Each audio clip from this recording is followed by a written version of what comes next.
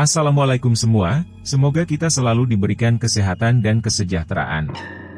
Pada kesempatan kali ini, saya akan mempersembahkan sebuah cerita yang ditulis oleh Henry Setiawan, berjudul, Tersesat di Gunung Lawu, part akhir.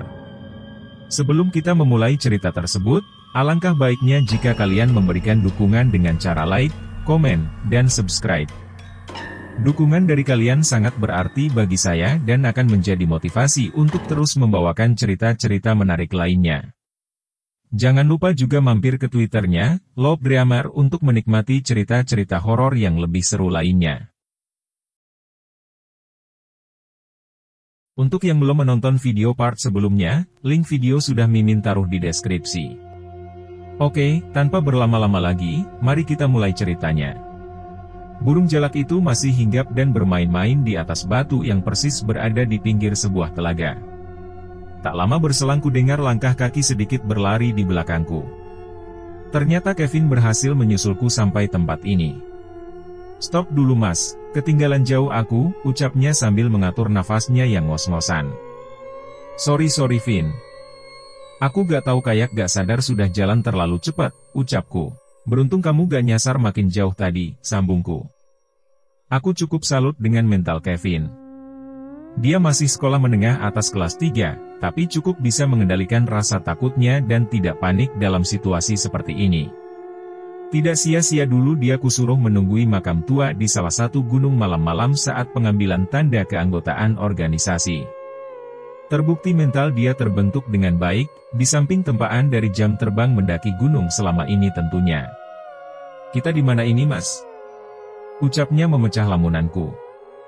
"Gak tahu Vin, kemarin waktu di base camp kan juga gak dikasih tahu kalau ada danau juga kan?" ucapku. "Bisa jadi danau ini emang lokasinya jauh dari jalur, makanya kita gak dikasih tahu," sambungku. "Terus kita kemana ini mas?" tanya Kevin lagi. "Yang penting kita cari tempat aman dulu buat istirahat. Sambil nunggu kabut hilang. Baru kita orientasi lagi buat cari jalan atau bikin tanda sos. Siapa tahu ada yang lihat dan nolong kita," jawabku. Sambil berpikir untuk menentukan kemana lagi arah kami nanti berjalan, aku masih terus memperhatikan burung jalak yang sedari tadi masih bermain-main di pinggir telaga ini. Burung ini terlihat jinak, sesekali dia mendekat padaku. Tapi ketika hendak ku sentuh dia kembali pergi. Tapi dia tak pernah pergi jauh, masih di sekitaran tempat ini. Iseng ku keluarkan sebungkus mie instan. Ku buka bungkusnya lalu ku remukan isinya, ku berikan pada burung itu dan dia pun memakannya. Kurasa sudah cukup kami istirahat, kami pun berniat melanjutkan perjalanan untuk mencari lokasi yang lebih aman. Setidaknya aman dari sapuan badai maupun sambaran petir jika terpaksa kami harus kembali bermalam. Ketika kami berdiri, burung jalak tadi tiba-tiba datang mendekatiku. Dia hinggap di sebuah batu yang berada tepat di depanku. Matanya terus memandangku seolah sedang mengajak komunikasi. Tak lama burung itu terbang menjauh, lalu kembali lagi, menjauh lagi dan kembali lagi, seolah menyuruhku berjalan ke arah dia terbang tadi. Kami pun memutuskan mengikuti burung jalak itu, entah kemana dia membawa kami. Karena kurasa semuanya akan sama saja. Semoga saja kami menemukan tempat yang cocok dan aman untuk istirahat atau bermalam. Waktu saat ini menunjukkan pukul 2 siang. Sudah 6 jam lamanya kami tersesat, beruntung seluruh perlengkapan kami masih utuh. Persediaan perbekalan juga kami perkirakan masih cukup untuk 3 hari. Semoga tidak terjadi hal yang lebih buruk bahkan mencelakakan kami. Sekitar 30 menit kami berjalan, kami tiba di suatu tempat di mana terdapat hutan di salah satu sisinya. Sepertinya ini salah satu dari ujung sabana ini, tetapi tempat ini berbeda dengan dinding tebing yang kutemui sebelumnya. Oh iya, sepanjang perjalanan tadi kami tetap memasang tanda seperti sebelumnya. Aku mendekati salah satu sisi yang terdapat banyak pepohonan. Burung jalak yang tadi kuikuti sudah tidak terlihat lagi. Entah pergi kemana, aku rasa tempat ini memang cocok untuk mendirikan tenda. Banyak pepohonan yang lumayan tinggi yang bisa berfungsi menahan angin maupun petir. Karena petir akan menyambar benda yang lebih tinggi. Tapi baru kuamati sebentar, tiba-tiba perasaanku berubah tidak enak.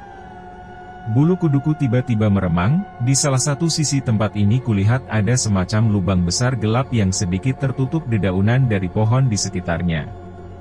Aku tak dapat memastikannya karena pandanganku masih terhalang kabut. Aku berniat mendekat untuk memastikan.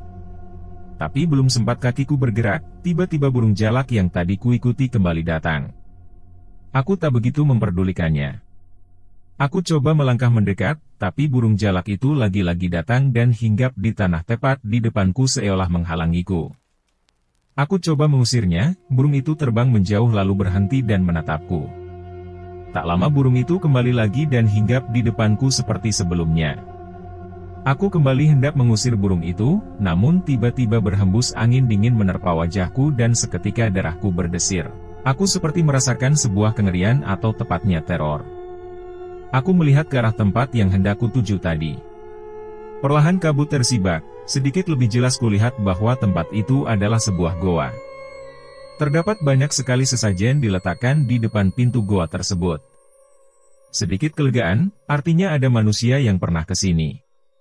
Tapi kelegaan itu seketika sirna ketika kulihat seperti ada sorot mata yang menatap tajam ke arahku dari dalam goa. Aku terpaku seperti tersihir, kontrol atas panca inderaku seolah sirna, aku sama sekali tak mampu menggerakkan tubuhku. Hingga tiba-tiba aku merasakan tulang-tulangku lemas tak berdaya dan aku terduduk, pandangan mataku berkunang-kunang.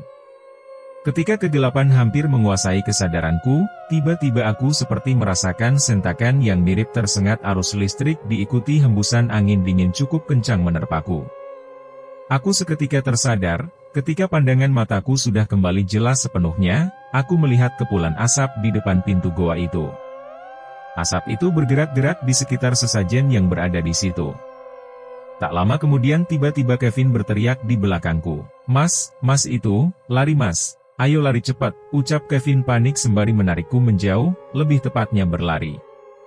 Kami pun berlari tak tentu arah. Kevin berada di depanku, dia terus berlari tanpa tujuan yang pasti. Aku terus berusaha mengikutinya supaya kami tidak terpisah. Dia berlari sangat kencang hingga aku sendiri pun kesulitan menyusulnya. Hingga dengan susah payah akhirnya aku kini sudah berada tepat di belakangnya. Dengan satu gerakan menjegal salah satu kakinya, akhirnya aku berhasil menghentikan Kevin dengan cara merobohkannya. Kevin. Tenang dulu, stop, ucapku menenangkan dia. Kevin terlihat terengah-engah, bulir keringat terlihat di keningnya. Keadaanku pun tak jauh berbeda. Mas, tadi mas, ngeri, ucapnya terbata-bata. Tenang dulu, tenang. Minum dulu baru bicara, ucapku. Aku lihat tadi banyak banget mas. Mereka gak suka sama kita, mereka mau nyerang. Makanya aku lari, ucapnya setelah meneguk air dari botol. Apa Vin? Kamu lihat apa? Sambungku. Ada makhluk besar banget mirip yang aku lihat waktu tadi kamu ninggal aku nyari jalur mas. Dia bawa senjata semacam pentungan atau gada gitu, gak ngerti deh mas. Terus di belakangnya banyak banget makhluk yang kecil-kecil semuanya bawa parang. Mereka melihat kita dengan tatapan gak suka. Lalu yang besar kayak mau jalan ke arah kita, makanya aku ngajak lari, ucap Kevin masih diliputi kengerian. Aku yang tak bisa melihat bentuk penampakan mereka hanya bisa manggut-manggut mencoba mencerna penuturan Kevin. Memang tadi kurasakan banyak sekali kehadiran makhluk gaib di sekitar goa. Tapi aku tidak yakin apakah mereka berniat baik atau buruk. Aku hanya ingin memastikan tempat tadi hingga aku merasa seperti hampir kehilangan kesadaran lalu tiba-tiba kembali sadar dan Kevin menarikku untuk lari. Aku kembali berdoa dan berzikir memohon ampun serta memohon perlindungan dari segala mara bahaya. Tak lama berselang, burung jalak yang tadi kuikuti kembali datang dan hinggap di tanah tepat di depanku. Burung itu lalu berkicau sambil terus menatapku. Seolah dia sedang berkomunikasi denganku. Aku hanya tertegun memandangnya, sebab aku memang tak mengerti bahasa burung. Usai berkicau, burung itu lalu terbang menjauh dan berhenti lalu menatapku. Aku kembali merasakan seolah burung itu menyuruhku mengikutinya. Kali ini kuyakinkan diriku untuk terus mengikuti burung itu saja. Semoga dia yang nanti menunjukkan kepada kami jalan keluar dari sini. Kami kembali berjalan menyusuri sabana ini mengikuti burung jalak. Sesekali burung itu berhenti dan berkicau sambil tengok-tengok ke segala arah. Lalu terbang lagi dan kami pun melanjutkan mengikutinya.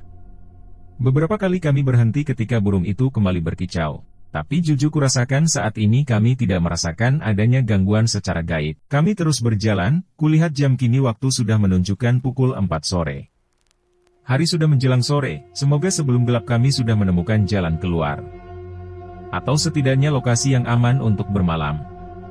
Tak lama kemudian kami sampai di lokasi yang banyak terdapat pepohonan cantigi.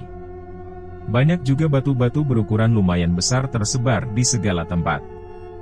Saat aku mengamati lokasi sekitar kami, tanpa kusadari ternyata burung jalak yang tadi kuikuti sudah tidak ada, entah pergi kemana dia. Kami berusaha mencari keberadaan burung itu, karena kurasakan burung itu memang seperti sedang menuntun kami.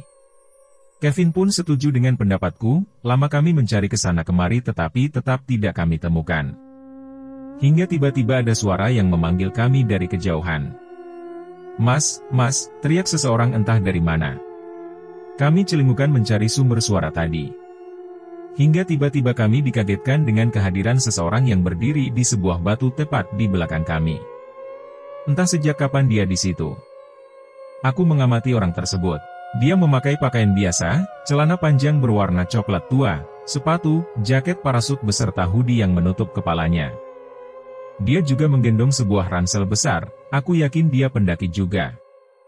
Syukur alhamdulillah aku bertemu dengan orang lain di sini. "Sampai nyasar mas?" ucap orang itu. Ketika aku hendak menjawabnya tiba-tiba mulutku tercekat saat melihat bagian wajahnya yang sangat pucat. Benar sekali, kulit orang atau pendaki ini sangatlah pucat seperti tidak ada darah yang mengalir. Aku jadi berpikir bahwa dia bukanlah manusia. Lagi pula jika dia memang manusia, apa yang dia lakukan sendirian di sini? "Tenang saja mas, saya ini manusia juga seperti sampean, gak perlu takut.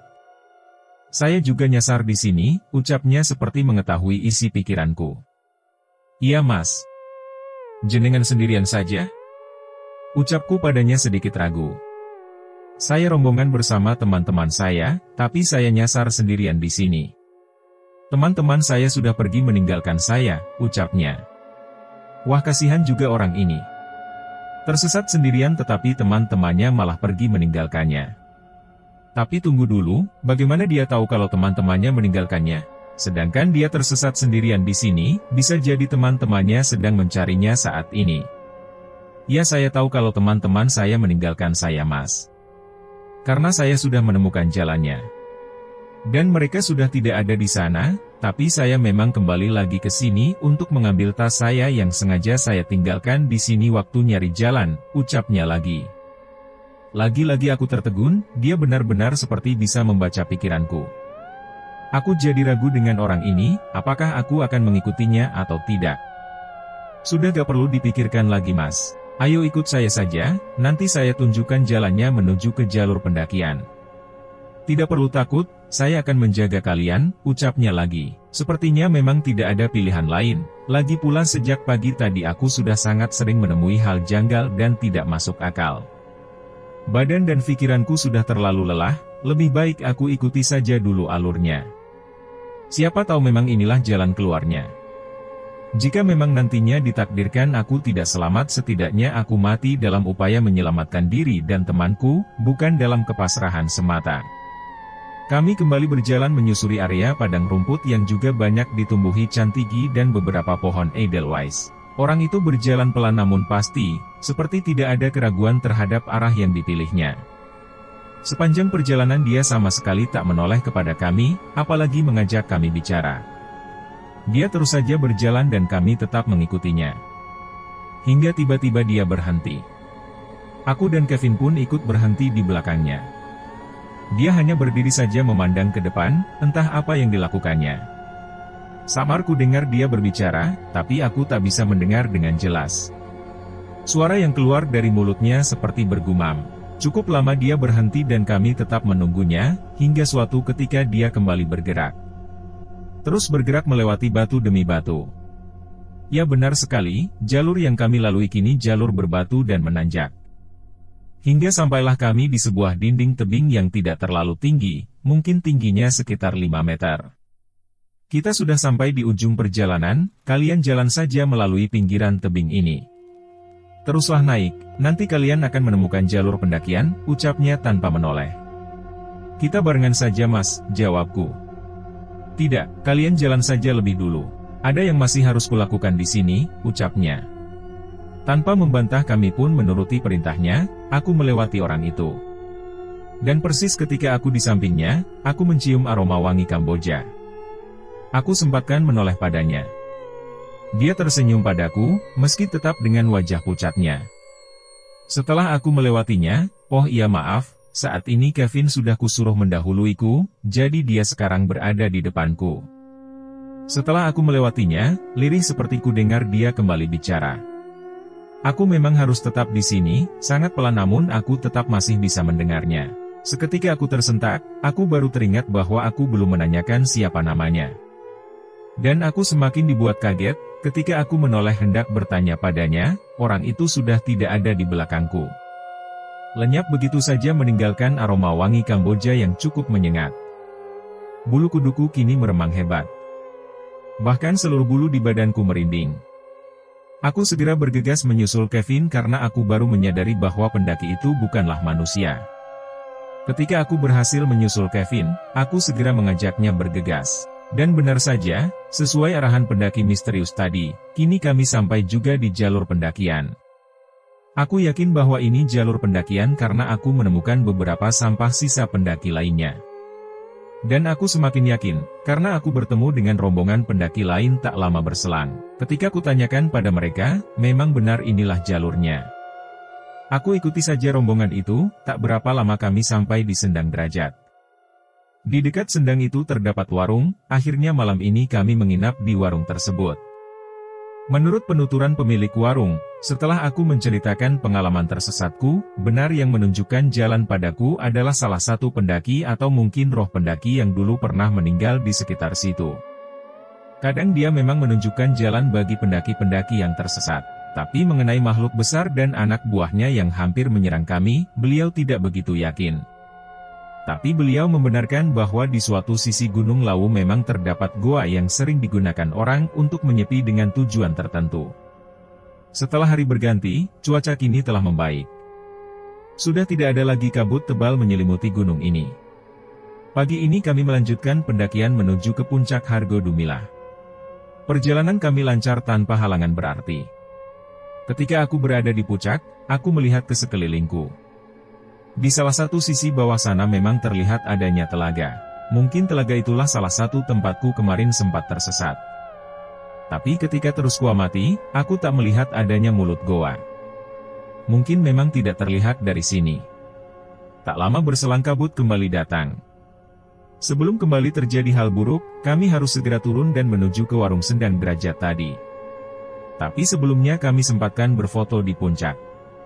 Foto terlampir di bawah adalah hasil foto saat di puncak waktu itu. Terlihat jelas di belakangku kabut cukup tebal dan angin pun kencang. Uniknya, saat kami tersesat kemarin kami sebetulnya sempat mengambil beberapa foto, tapi tak satu pun yang jadi. Hanya gambar polos saja. Waktu itu kami membawa kamera analog isi roll film. Sayangnya foto-foto lainnya hilang entah kemana termasuk negatifnya. Sesampainya di warung, kami kembali beristirahat. Kami tak mau terburu-buru turun mengingat kejadian kemarin masih membekas di dalam pikiran kami. Kami takut kembali terjadi sesuatu. Jadi lebih baik kami menunggu pendaki lain yang hendak turun dan minta bergabung. Keputusan yang bijaksana. Benar saja, tak lama kemudian ada rombongan pendaki yang singgah di warung ini mereka hendak turun ke base camp. Kami mengutarakan maksud kami dan mereka tidak keberatan kami bergabung dengan mereka. Setelah dirasa cukup beristirahat, kami pun melanjutkan perjalanan untuk turun ke base camp. Sepanjang perjalanan turun cukup lancar, menjelang maghrib kami semua telah sampai di base camp. Malam ini kami kembali menginap di sini. Tapi kali ini kami tidak mendirikan tenda.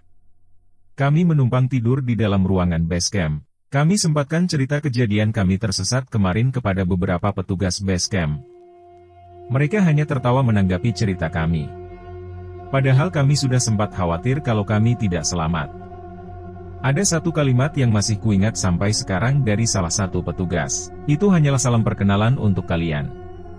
Dan dalam situasi seperti itu kok kalian bertemu burung jalak, bisa dipastikan kalian akan selamat.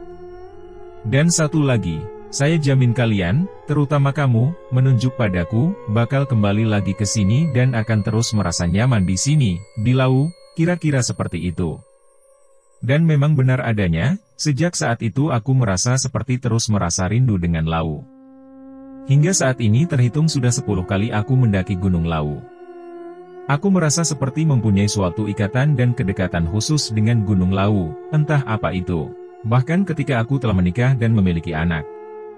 Aku menyematkan nama Gunung Lau untuk nama tengah anak sulungku yang kebetulan laki-laki. Yaitu, Mahendra. Mahendra adalah nama lain Gunung Lau dalam bahasa Sanskerta atau Jawa kuno. Tahun kemarin Mahendra kecil sudah kuajak untuk mendaki Gunung Lau di usianya YG ke-5 tahun untuk memantapkan penyematan nama, Mahendra, sebagai nama tengahnya. Dia sangat antusias mendaki Gunung Lau yang merupakan perwujudan dari nama tengahnya. Sepanjang perjalanan mendaki dari basecamp Cemoro Sewu sampai puncak Hargo Dumilah dia sama sekali tidak minta gendong. Terus berjalan kaki sendiri menggunakan kekuatannya sendiri. Demikian cerita pendakian perdanaku di Gunung Lau yang tak pernah bisa kulupakan hingga saat ini. Semoga ada hal baik yang bisa diambil manfaatnya. Jika ada hal tidak baik, tolong jangan diikuti. Tetaplah menjaga sopan santun dimanapun kita berada.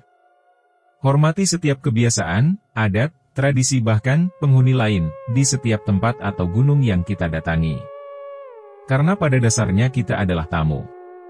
Tamat. Akhirnya kita sampai di ujung cerita, tersesat di Gunung Lau. Untuk semua part video sebelumnya, sudah Mimin taruh di deskripsi.